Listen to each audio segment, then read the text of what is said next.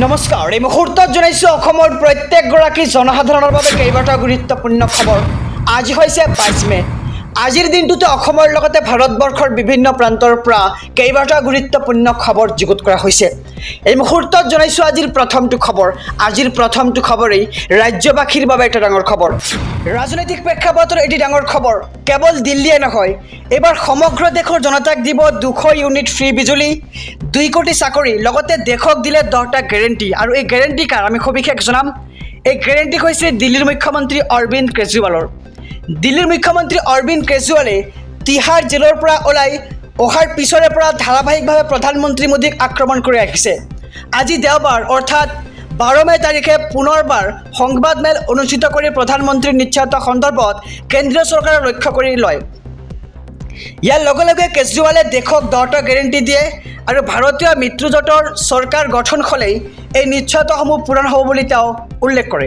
আৰু কেজৰিৱালে কয় যে যোৱা 10 বছৰত নৰেন্দ্ৰ মোদীয়ে মুদ্ৰাস্ফীতি হ্ৰাস কৰা, প্ৰতি বছৰে 2 কোটি চাকৰিৰ ব্যৱস্থা কৰা আৰু কৃষকৰ আয় দুগুণ কৰাকে ধৰি বহু নিশ্চয়তা দিছিল যদিও আজিলৈকে এটাও নিশ্চয়তা পূৰণ কৰা হোৱা নাই।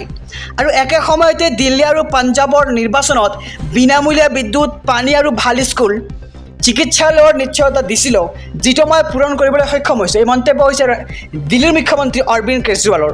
আৰু কেজৰিৱালে কয় যে আমি বিনামূলীয়া বিদ্যুতৰ নিশ্চয়তা দিলোঁ, উৎকৃষ্ট বিদ্যালয়ৰ নিশ্চয়তা দিলোঁ আৰু মহল্লা ক্লিনিক খোলাৰ প্ৰতিশ্ৰুতি দিলোঁ। আমি নিশ্চয়তা দিয়া সকলো কাম কৰিলোঁ আৰু 75 বছৰ বয়সত অৱসৰ লোৱাৰ বাবে PM মোদীৰ নিশ্চয়তা কোনে পূৰণ কৰিব সেয়া জানিব পৰা হোৱা নাই।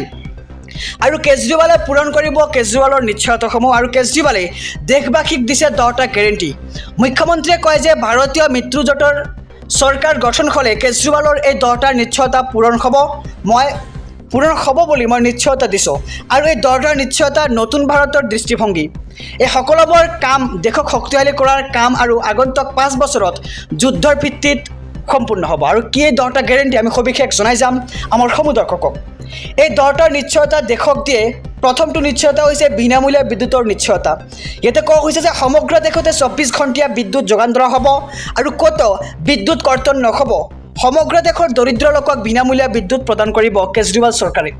দ্বিতীয়টো নিশ্চয়তা উন্নত শিক্ষাৰ নিশ্চয়তা। প্ৰতিখন গাঁৱত আৰু প্ৰতিখন স্থানীয় অঞ্চলত উৎকৃষ্ট চৰকাৰী বিদ্যালয় নিৰ্মাণ কৰা হ'ব আৰু এই দেশত জন্ম লোৱা প্ৰতিটো শিশুক ভাল আৰু বিনামূলীয়া শিক্ষাৰ ব্যৱস্থা কৰা হ'ব।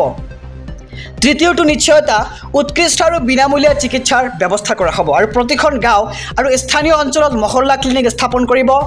প্ৰতিখন জিলাতে উৎকৃষ্ট চৰকাৰী চিকিৎসালয় নিৰ্মাণ কৰা হ'ব আৰু আমি দেশৰ প্ৰতিজন ব্যক্তিৰ বাবে উৎকৃষ্ট আৰু বিনামূলীয়া চিকিৎসাৰ ব্যৱস্থা কৰিম বুলি কেজৰিৱালে উল্লেখ কৰে। আৰু চতুৰ্থ নম্বৰ নিশ্চয়তা হৈছে চীনৰ পৰা ভূমি ঘূৰাই লোৱাৰ নিশ্চয়তা। চীনে অবৈধভাৱে দখল কৰি ৰখা ভাৰতীয় ভূমি ঘূৰাই লোৱাৰ বাবে প্ৰয়োজনীয় পদক্ষেপ ল'বলৈ সেনাবাহিনীক সম্পূৰ্ণ স্বাধীনতা দিয়া হ'ব। পঞ্চমটো নিশ্চয়তা হৈছে অগ্নিবীৰ যোজনা বন্ধ কৰি অগ্নিবীৰক নিশ্চিত কৰাৰ নিশ্চয়তা। অগ্নিবীৰ যোজনা বন্ধ কৰি সকলো সামৰিক নিযুক্তি পূৰণ প্ৰক্ৰিয়া অনুযায়ী কৰা হ'ব আৰু এতিয়ালৈকে নিযুক্তি পোৱা সকলো অগ্নিবীৰক নিশ্চিত কৰা হ'ব। 6 নম্বৰ নিশ্চয়তা হৈছে কৃষকৰ বাবে নিশ্চয়তা। স্বামীনাথন আয়োগৰ মতে সকলো শস্যৰ ওপৰত MSP নিৰ্ধাৰণ কৰা হ'ব আৰু তেওঁলোকে নিজৰ শস্য সম্পূৰ্ণ বিনামূলীয়া লাভ কৰিব। 7 নম্বৰ নিশ্চয়তা হৈছে দিল্লীৰ বাবে সম্পূৰ্ণ ৰাজ্যৰ নিশ্চয়তা। পূৰণ হ'ব বহুদিনীয়া সপোন আৰু দিল্লীক সম্পূৰ্ণ ৰাজ্যৰ মৰ্যাদা দিয়া হ'ব। 8 নম্বৰ নিশ্চয়তা নিয়োগৰ নিশ্চয়তা। পদ্ধতিগতভাৱে নিবনুৱা সমস্যা দূৰ কৰা হ'ব, লগতে অহা এবছৰত 2 কোটি চাকৰি সৃষ্টি কৰা হ'ব। আৰু 9 নম্বৰ নিশ্চয়তা হৈছে দুৰ্নীতিৰ পৰা মুক্তিৰ নিশ্চয়তা। বিজেপিৰ ৱাশ্বিং মেচিন ধ্বংস হ'ব, লগতে সৎ লোকক জেললৈ পঠিয়াই দুৰ্নীতিগ্ৰস্তক সুৰক্ষা দিয়াৰ শক্তিশালী ব্যৱস্থা বিলুপ্ত কৰা হ'ব।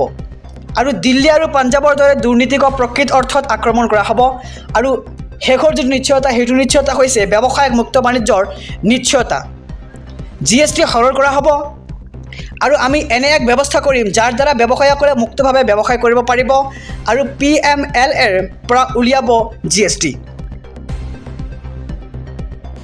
অৰুণোদয় আঁচনিক লৈ আহি গ'ল নতুন নিয়ম।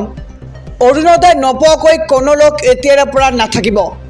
ৰেচন কাৰ্ড থকা সকলো লোকে লাভ কৰিব অৰুণোদয় আঁচনিৰ ধন। অৰুণোদয় নোপোৱা সকলো মহিলাই লাভ কৰিব ৰেচন কাৰ্ড।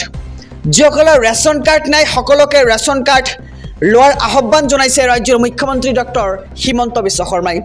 আৰু আগন্তুক 15 আগষ্টৰ পূৰ্বে ৰেচন কাৰ্ড থকা সকলো লোকে লাভ কৰিব অৰুণোদয় আঁচনিৰ সুবিধা। লগতে লাখপতি বাইদেউ আঁচনিৰ মহিলাসকলৰ বাবেও ভাল খবৰ আহি পৰিছে। খবৰটো হৈছে যে 15 আগষ্টৰ পূৰ্বে লাখপতি বাইদেউৰ আঁচনিৰ ধন লাভ কৰিব বেংক একাউণ্টত। আৰু পলাশবাৰীত নিৰ্বাচনী প্ৰচাৰ চলাই এই মন্তব্য কৰে ৰাজ্যৰ মুখ্যমন্ত্ৰী ডক্টৰ হিমন্ত বিশ্ব শৰ্মাই।